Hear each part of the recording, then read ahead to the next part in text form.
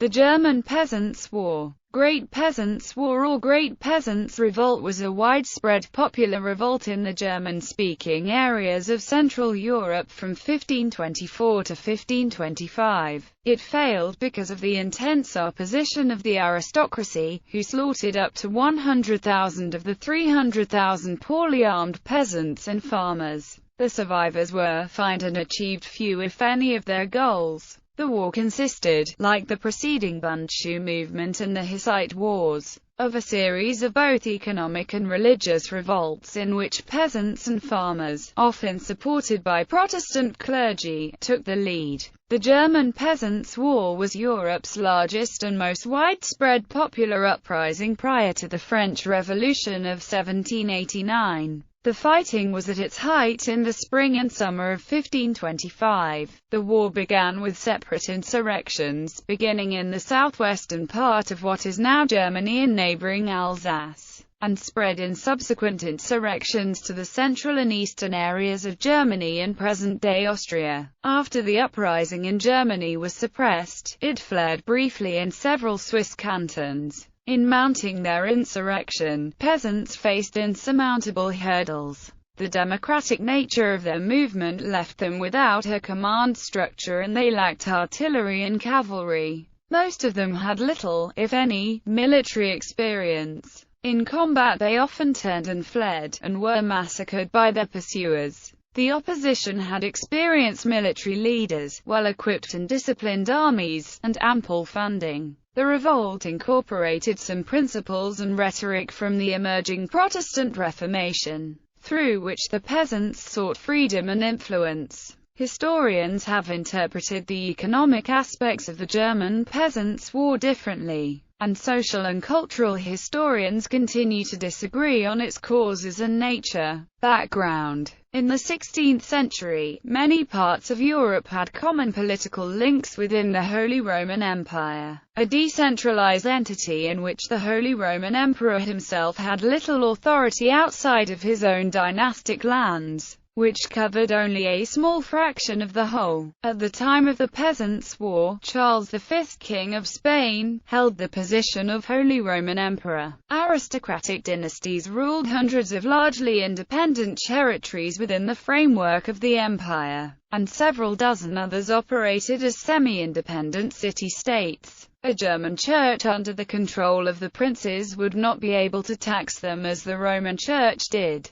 The princes could only gain, economically, by breaking away. Most German princes broke with Rome using the nationalistic slogan of German money for a German church. Roman civil law princes often attempted to force their freer peasants into serfdom by increasing taxes and introducing Roman civil law. Roman civil law advantaged princes who sought to consolidate their power because it brought all land into their personal ownership and eliminated the feudal concept of the land as a trust between lord and peasant that conferred rights, as well as obligations on the latter, by maintaining the remnants of the ancient law which legitimized their own rule. They not only elevated their wealth and position in the empire through the confiscation of all property and revenues, but increased their power over their peasant subjects. During the Knights' Revolt, the Knights, the lesser landholders of the Rhineland in western Germany, rose up in rebellion in 1522 to 1523. Their rhetoric was religious, and several leaders expressed Luther's ideas on the split with Rome and the new German Church.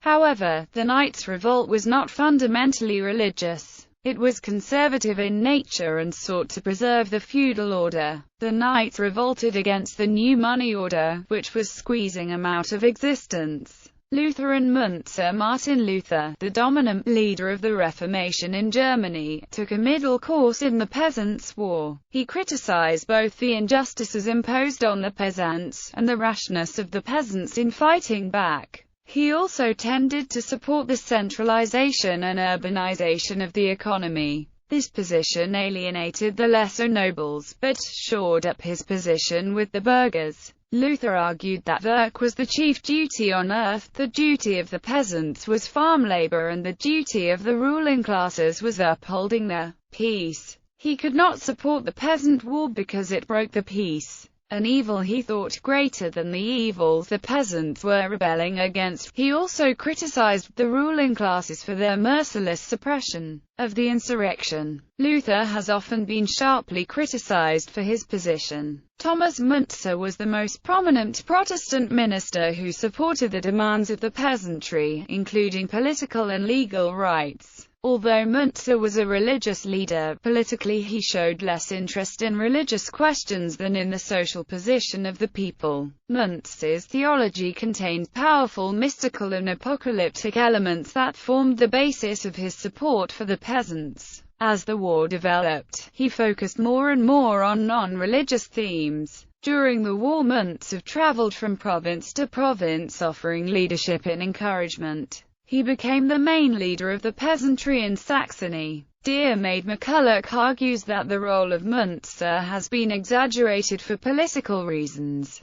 He writes, "The communist regime of the German Democratic Republic, building on Marxist historical misuse of 1525 from Friedrich Engels onward, found it useful to elevate Munzer into an earlier incarnation of Lenin. In reality, Munzer was an impractical mystic and dreamer. He had no interest in the material betterment of the poor. His contribution to 1525 was marginal, apart from its result in leading himself and his scanty band of followers to a wretched death." Luther took every opportunity to attack Munzer's ideas. He declared against the moderate demands of the peasantry embodied in the 12 Articles. His article against the murderous, thieving hordes of peasants, which appeared in May 1525, disoriented the rebels. Social classes in the 16th century, Holy Roman Empire. In this era of rapid change, modernizing princes tended to align with clergy burghers against the lesser nobility and peasants. Princes. Many rulers of Germany's various principalities functioned as autocratic rulers who recognized no other authority within their territories.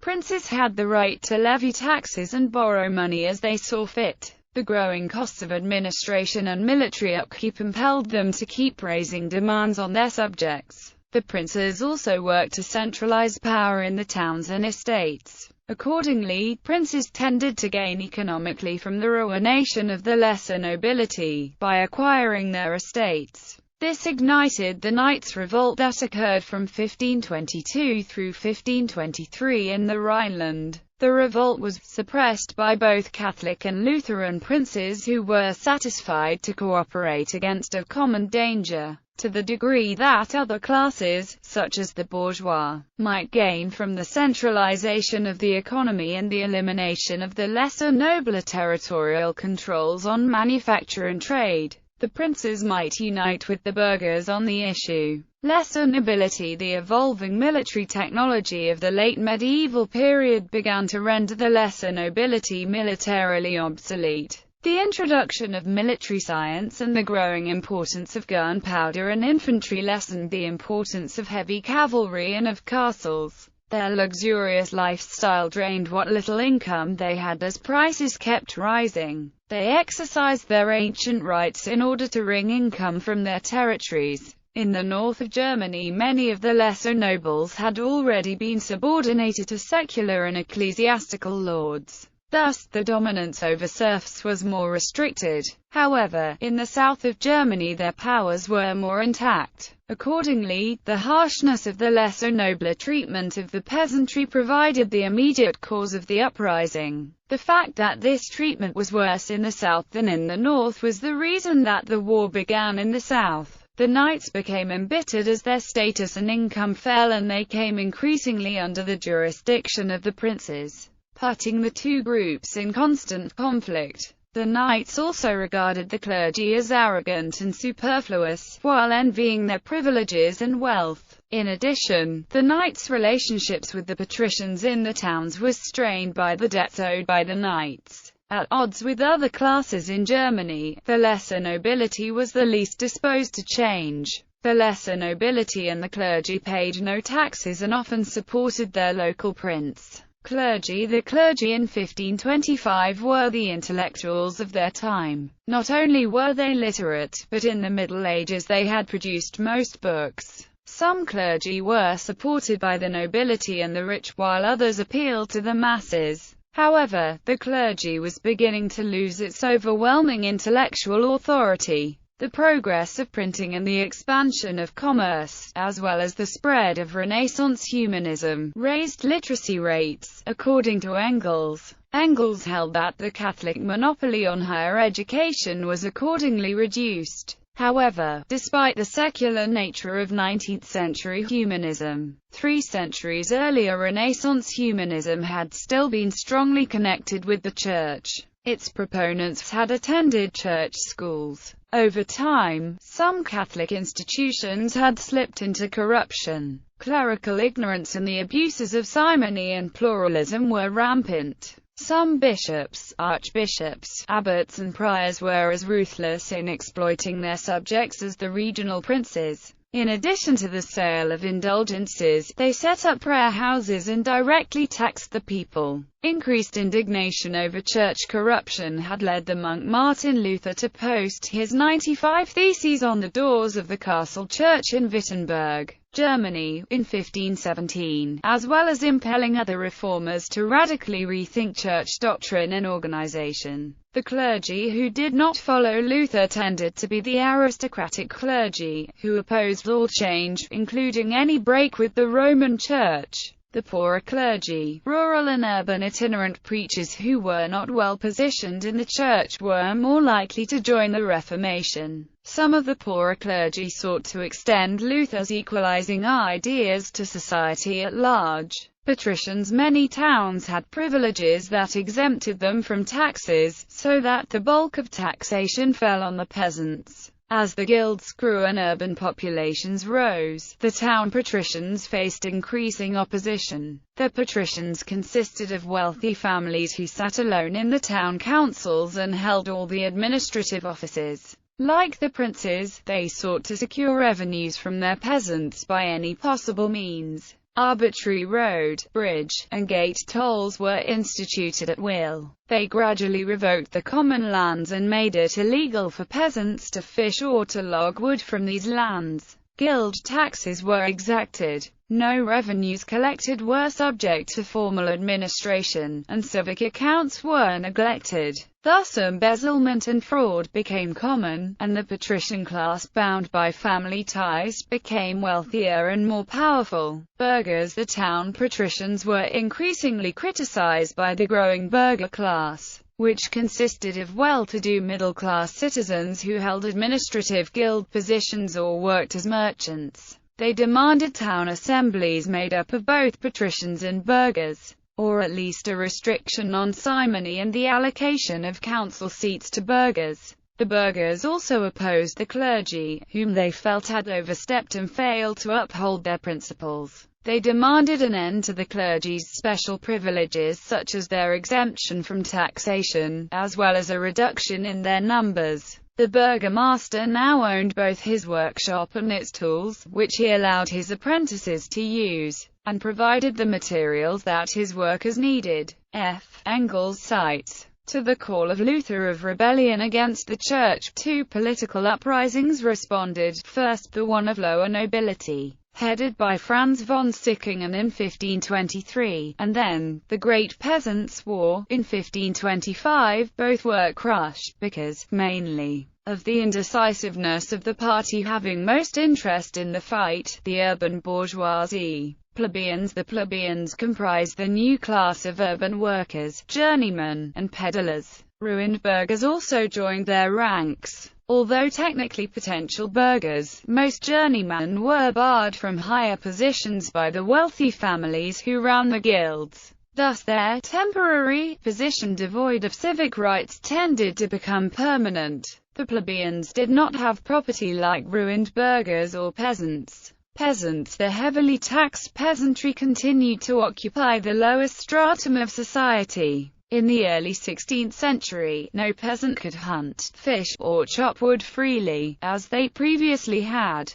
because the lords had recently taken control of common lands. The lord had the right to use his peasant's land as he wished. The peasant could do nothing but watch as his crops were destroyed by wild game and by nobles galloping across his fields in the course of chivalric hunts. When a peasant wished to marry, he not only needed the lord's permission but had to pay a tax. When the peasant died, the lord was entitled to his best cattle, his best garments and his best tools. The justice system, operated by the clergy or wealthy burgher and patrician jurists, gave the peasant no redress. Generations of traditional servitude and the autonomous nature of the provinces limited peasant insurrections to local areas. Military organizations. Army of the Suabian League. The Suabian League fielded an army commanded by Georg Truxus von Walburg, later known as Bauernjörg, for his role in the suppression of the revolt. He was also known as the Scourge of the Peasants. The League headquarters was based in Ulm, and command was exercised through a war council which decided the troop contingents to be levied from each member. The Bishop of Augsburg, for example, had to contribute 10 horse and 62 foot soldiers, which would be the equivalent of a half company. Foot soldiers were drawn from the ranks of the Landsknechte. These were mercenaries, usually paid a monthly wage of 4 guilders, and organized into regiments and companies of 120 to 300 men, which distinguished it from others. Each company, in turn, was composed of smaller units of 10 to 12 men, known as Rotter. The Landsknechte clothed, armed and fed themselves, and were accompanied by a sizable train of sutlers, bakers, washerwomen, prostitutes and sundry individuals with occupations needed to sustain the force. Trains were sometimes larger than the fighting force, but they required organization and discipline. Each Landsknecht maintained its own structure, called the Gemeine, or community assembly, which was symbolized by a ring. The Gemeine had its own leader, and a provost officer who policed the ranks and maintained order. The League relied on the armored cavalry of the nobility for the bulk of its strength. The League had both heavy cavalry and light cavalry, which served as a vanguard. Typically, the Rheinfahne were the second and third sons of poor knights, the lower and sometimes impoverished nobility with small land holdings, or, in the case of second and third sons, no inheritance or social role. These men could often be found roaming the countryside looking for work or engaging in highway robbery. To be effective, the cavalry needed to be mobile, and to avoid hostile forces armed with pikes. Peasant armies. The peasant armies were organized in bands, similar to the Landsknecht. Each Haufen was organized into Unterhaufen, or Fahnlein and Rotten. The bands varied in size, depending on the number of insurgents available in the locality. Peasant Haufen divided along territorial lines, whereas those of the Landsknecht drew men from a variety of territories. Some bands could number about 4,000, others, such as the peasant force at Frankenhausen, could gather 8,000. The Alsatian peasants who took to the field at the Battle of Zaben numbered 18,000. Haufen were formed from companies, typically 500 men per company, subdivided into platoons of 10 to 15 peasants each. Like the Landsknechts, the peasant bands used similar titles: Obersterfeldhauptmann, or Supreme Commander, similar to a colonel, and lieutenants, or Luinger. Each company was commanded by a captain and had its own Fahnenrick, or ensign, who carried the company's standard. The companies also had a sergeant or Feldwebel, and squadron leaders called Rottmeister, or masters of the Rotte. Officers were usually elected, particularly the supreme commander and the Luinger. The peasant army was governed by a so-called ring, in which peasants gathered in a circle to debate tactics, troop movements, alliances, and the distribution of spoils. The ring was the decision-making body. In addition to this democratic construct, each band had a hierarchy of leaders including a supreme commander and a marshal, who maintained law and order. Other roles included lieutenants, captains, standard-bearers, master gunner, wagon fort master, train master, 4 watchmasters,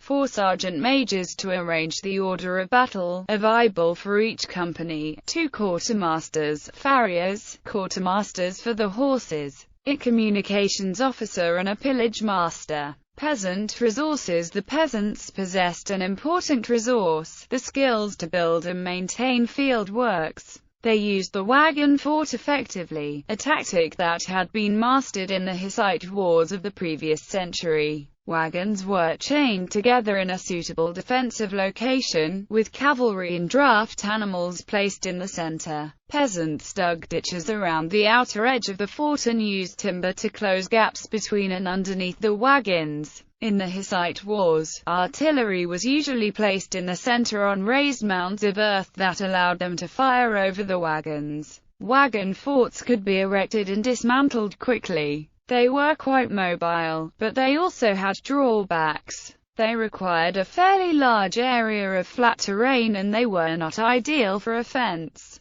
Since their earlier use, artillery had increased in range and power. Peasants served in rotation, sometimes for 1 week in 4, and returned to their villages after service. While the men served, others absorbed their workload. This sometimes meant producing supplies for their opponents, such as in the Archbishopric of Salzburg, where men worked to extract silver, which was used to hire fresh contingents of lanzknechts for the Suabian League. However, the peasants lacked the Suabian League's cavalry, having few horses and little armor. They seem to have used their mounted men for reconnaissance. The lack of cavalry with which to protect their flanks, and with which to penetrate massed lanzknecht squares, proved to be a long-term tactical and strategic problem.